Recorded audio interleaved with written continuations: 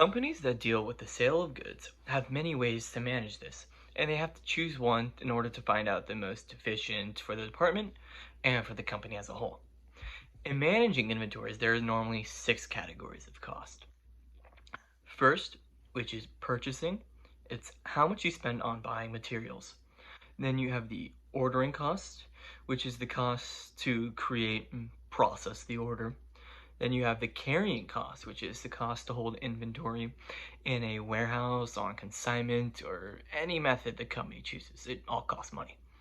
Then you have stock out, which is the missed revenue from when the demand is higher than the supply you have on hand at any store, anything like that. Then you have the quality, which is the cost to check the items, make sure they're in a sellable condition, all good. Then you finally have a shrinkage cost, which is the bad luck on a company. Like it could be theft, it could be embezzlement, internal fraud, any of that. Now, one of the best ways to manage these costs in inventory is known as the economic order quantity. Now, also known as the EOQ. Now, in the EOQ, all these costs they simplify it in the inventory to only the carrying and ordering costs, because in the formula they have the first for the purchasing costs it's only per unit, which means the amount of materials buy is basically irrelevant. Then they have, if they order on time before stockouts, they'll have no stockouts. And the managers, they'll consider the quality and shrinkage costs, but only if they affect ordering and carrying costs, which wouldn't really do that many times. Now, in this wide pool of costs, it can be a little hard to make decisions on the myriad of data. So there's a need to differentiate the relevant costs from the irrelevant costs.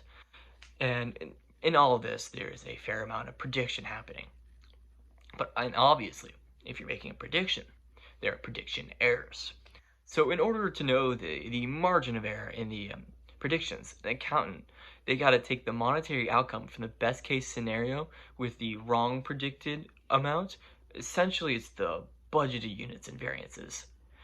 And then, of course, and subtract that from the best case scenario with the actual amount of costs. Now, now with all that information, they got to find the most optimal amount of materials to order. Now the EOQ, they have an advanced formula, which is they take the square root of double the demand and multiply that by the relevant ordering costs, and then they divide all of that by the relevant carrying costs. Now, and it's the square root of all of it.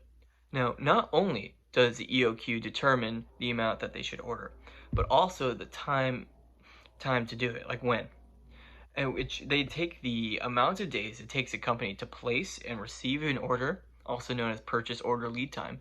They multiply that by the amount of units that they would sell within a reasonable amount of time. And that's how they can tell it. Now, one of the most famous places that uses the EOQ is McDonald's. Now, they're known for their being an innovator in the fast food restaurant business by utilizing the assembly line.